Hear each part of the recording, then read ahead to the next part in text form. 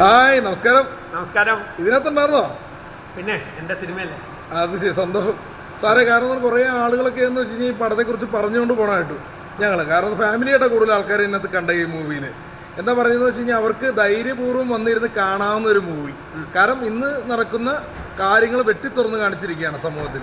അതുപോലെ ഈ സിനിമ കണ്ടു പോകുന്ന ഓരോ മാതാപിതാക്കളും കുട്ടികളുടെ അവരുടെ കഴിവുകൾ ഈ സിനിമ കണ്ട് ഒരു സന്ദേശമായി കണ്ട് അവർ നല്ല ഇപ്പോൾ പാട്ട് പാടുന്നോ ക്രിക്കറ്റ് കളിക്കുന്നോ അവരുടെ കഴിവുകൾ പ്രയോജനപ്പെടുത്തി അവർ മുന്നോട്ട് കൊണ്ടുപോകും. എനിക്ക് തോന്നുന്നത് അങ്ങനെയാണ്. എന്തായാലും ഈ സിനിമയെക്കുറിച്ച് സാർ രണ്ട് വാക്ക്. ഇപ്പോൾ നിങ്ങൾ പറഞ്ഞത് നിങ്ങളെടുത്ത പ്രതികരണങ്ങളല്ലേ, ഈ പ്രതികരണങ്ങൾ കേൾക്കാൻ ആഗ്രഹിച്ച് തന്നെയാണ് ഈ സിനിമയുടെ തിരക്കഥ തയ്യാറാക്കുന്നത്. ആക്ച്വലി ഇന്നത്തെ ജനറേഷനിൽ എന്താ പ്രശ്നം എന്ന് വെച്ചാൽ കുട്ടികളല്ല പ്രോബ്ലം. കുട്ടികളെല്ലാം വളരെ ജീനിയസും വളരെ കഴിവുള്ള പിള്ളേരുമാണ്. ആൺകുട്ടികളായാലും പെൺകുട്ടികളായാലും ഇന്നത്തെ ഒരു വെഴ്സറ്റൈൽ ജനറേഷനാണ്. അവർ ജനിച്ചു വീഴുന്നത് നമ്മൾ വിചാരിക്കാത്ത ടെക്നോളജിയുടെ മുകളിലേക്കാണ്. അപ്പം ഞാനൊക്കെ വളർന്ന സാഹചര്യത്തിൽ എനിക്ക് മൊബൈലോ അല്ലെങ്കിൽ ഇന്റർനെറ്റോ ആ ഫെസിലിറ്റീസ് ഒന്നും ഉണ്ടായിരുന്നില്ല. പുസ്തകം വായിച്ച് തേടി പിടിച്ച് അക്ഷരത്തെറ്റുകൾ തിരുത്തിയിരുന്ന ഒരു കാലമാണ്. ഇന്നത്തെ കുട്ടികൾക്കെല്ലാം ഫിംഗർ ടിപ്പാണ്. ആ കുട്ടികളുടെ കഴിവുകളെ പുറത്തേ അടിക്കാൻ ഇന്നത്തെ ജനറേഷൻ, അതായത് എൻ്റെ പോലെയുള്ള ജനറേഷനിലെ പേരൻസിൻ്റെ അറിവില്ലായ്മ ഒരു വലിയ പ്രശ്നമാണ്. ആ അറിവില്ലായ്മയെ ഒന്ന് മാറ്റി കൊടുക്കാൻ കുട്ടികളെ അവരുടെ ഇഷ്ടത്തിന് വിടണം, അവരുടെ ഇഷ്ടമുള്ള സബ്ജക്റ്റിന് വിടണം. ഒരു എക്സാമ്പിൾ പറഞ്ഞാൽ, ഇപ്പോൾ യേശുദാസ് എന്ന ഗായകന് ക്രിക്കറ്റ് ബാറ്റ് കൊടുത്തിരുന്നുവെങ്കിൽ, ചെറുപ്പത്തിലെ അഗസ്റ്റിൻ ജോസഫ് അദ്ദേഹത്തിൻ്റെ മകന് ക്രിക്കറ്റ് ബാറ്റ് കൊടുത്തിരുന്നെങ്കിൽ ഒരിക്കലും സച്ചിൻ ടെണ്ടുൽക്കർ ആവില്ലായിരുന്നു. കാരണം ദാസേട്ടൻ എന്ന ആള് അദ്ദേഹം ജനിച്ചു വീണത് തന്നെ ദൈവത്തിന്റെ നിയോഗം പാട്ട് പാടാനാണ്. ടെണ്ടുൽക്കർ ക്രിക്കറ്റ് കളിക്കാനാണ്. APJ അബ്ദുൽ കലാം സയന്റിസ്റ്റ് ആവാനാണ്. ആ ഒരു ടേംസിൽ നമ്മുടെ കുട്ടികളുടെ ഉള്ളിലുള്ള കഴിവുകളെ പുറത്തെടുക്കുന്നതിന് പേരൻസ് എന്തൊക്കെ ചെയ്യാം, ടീച്ചേഴ്സ് എങ്ങനെ അവരോട് അപ്രോച്ച് ചെയ്യണം. ഇനി കുട്ടികളിലാവട്ടെ, ഇന്നത്തെ കുട്ടികൾ എന്താ ചെയ്യണേ, എപ്പോഴാണ് അവർ രാവിലെ എഴുന്നേക്കുന്നത്, പേരൻസ് എപ്പോഴാണ് എഴുന്നേക്കുന്നത്, വൈകുന്നേരം ആകുമ്പോൾ കുട്ടികളെയും തോളത്തിട്ട് ഓരോ മാളുകളിലും കയറി അവിടുത്തെ ഫുഡും അവിടുത്തെ ആ ഒരു സംസ്കാരവും കാണിച്ച് തിരിച്ചു വന്ന് രാത്രി 12 മണിക്ക് ഉറങ്ങിയിട്ട് 8 മണിക്ക് എഴുന്നേക്കുന്ന ഒരു കാലഘട്ടമായി മാറി. രാവിലെ 4 മണിയുടെ സുഖവും 5 മണിക്ക് ഇരുന്ന് വായിക്കുന്നതിൻ്റെ സുഖവും ഒന്നും നമ്മുടെ കുട്ടികൾക്ക് അറിയില്ല. അപ്പം അതൊക്കെ ഒന്ന് അറിയിച്ചു കൊടുത്ത് ഘടികാരം അധ്യാപകനാണല്ലേ. അപ്പൊ ഇത് ആദ്യമായിട്ടാണ് മൂവി ചെയ്യുന്നപ്പോ അല്ലേ? അല്ലല്ല, ഇത് എന്റെ രണ്ടാമത്തെ മൂവിയാണ്. ഫസ്റ്റ് മൂവി ഏതായിരുന്നു? താരകങ്ങളെ സാക്ഷി 2015.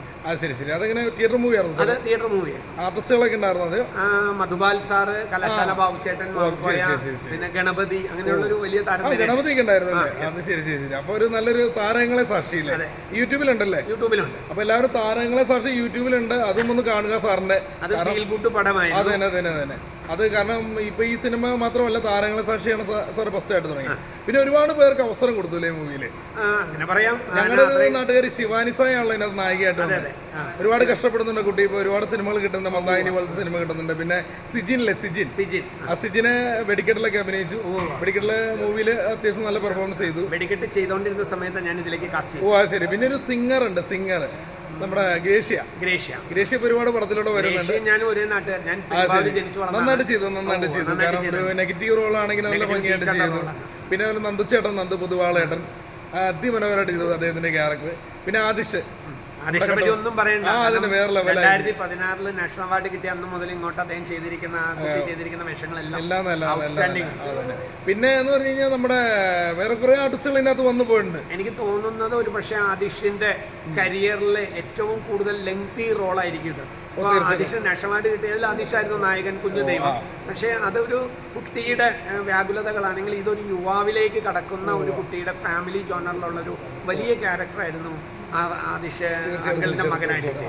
അപ്പൊ എന്തായാലും ഒരു നല്ല മൂവി എല്ലാവർക്കും കാണാൻ സാധിച്ചു സാർ, ഉള്ള കാര്യം പറയുന്നത്. കാരണം ചില രംഗങ്ങൾ സത്യം പറഞ്ഞാൽ കണ്ണ് നിറഞ്ഞു പോയി. കാരണം അതിൽ ഏത് രംഗം ഞാൻ തന്നെ പറയാം. കാരണം ഏത് രംഗാന്ന് അറിയാം, അച്ഛനും അമ്മയും മകനും തമ്മിലുള്ള ഒരു സീൻസ് ഉണ്ട്, 3 പേരും കൂടിയുള്ള ആ ഒരു സീനിൽ സത്യം പറഞ്ഞു കഴിഞ്ഞാൽ വൈഫ് ദേഷ്യപ്പെടുന്ന കുറച്ച് സീൻസ് ഉണ്ട്.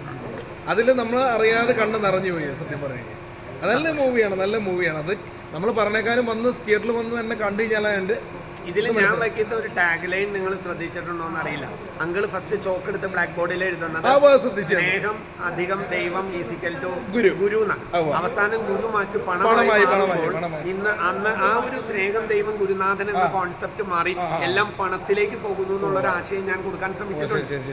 കാരണം വേറെ ഒന്നുമല്ല, പണം ഉണ്ടെങ്കിൽ എന്തും നേടാം, എന്തും വാങ്ങാം, അല്ലെങ്കിൽ എന്തും ആവാം എന്ന് കരുതുന്ന ഒരു കാലഘട്ടത്തിലാണ് നമ്മൾ ജീവിക്കുന്നതെന്ന് പറയേണ്ടി വരുന്നത് ഖേദമുണ്ട്.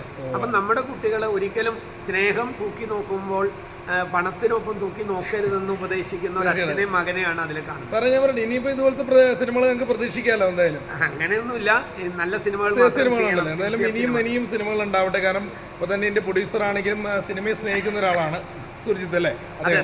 അപ്പൊ എന്തായാലും നിങ്ങൾക്ക് എല്ലാവിധ ആശംസകളും ഞങ്ങൾ നേരുകയാണ്. ഇതിൽ ഏറ്റവും കൂടുതൽ കടപ്പെട്ടിരിക്കുന്നത് പ്രൊഡ്യൂസറോട്. ക്ലൈമാക്സ് വേറെ ലെവലാണ്, അത് ഞങ്ങൾ പറയുന്നില്ല, പടം തന്നെ കാണും. ക്ലൈമാക്സ് ഒരു ട്വിസ്റ്റ് ആണ് പടത്തിന്റെ, അതാണ് ഇതിന്റെ ഒരു വിജയം തന്നെ. ക്ലൈമാക്സ് എന്തായാലും അതിമനോഹരമാണ്. എന്തായാലും എല്ലാവിധ ആശംസകളും അങ്കിളും കുട്ടികളും കണ്ട എല്ലാവരും നല്ല അഭിപ്രായമാണ്. ഇപ്പൊ കളിക്കുന്ന എല്ലാ തിയേറ്ററിലും എവിടെയൊക്കെ ഷോ ഉണ്ടോ അവിടെ എല്ലാം നല്ല റെസ്പോൺസ് വരുന്നുണ്ട്. സ്കൂളുകളിൽ നിന്ന് കുട്ടികൾ ടീച്ചേഴ്സ് ഒരുമിച്ച് വരുന്നുണ്ട്.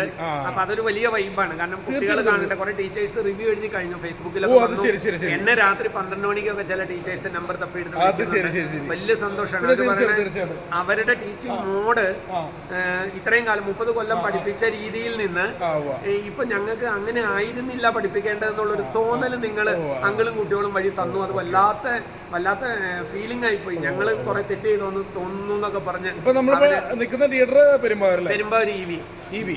അപ്പൊ ഇവിടെ നമ്മുടെ മൂവാറ്റുപുഴയുണ്ട്, കളിക്കുന്നുണ്ട്, എറണാകുളത്തുണ്ട്, തൊടുപുഴയുണ്ട്, തൃപ്പൂണിത്തുറയുണ്ട്, പിന്നെ മഞ്ഞപ്പുറയുണ്ട്.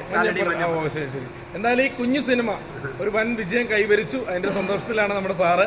എല്ലാവരും ഓൾ ദി ബെസ്റ്റ്. ഇനിയും നിങ്ങളെല്ലാം ഇങ്ങനെ ഈ ചെറിയ സിനിമയുടെ പുറകെ തേടി പിടിച്ചു വന്നതിൽ വലിയ സന്തോഷം.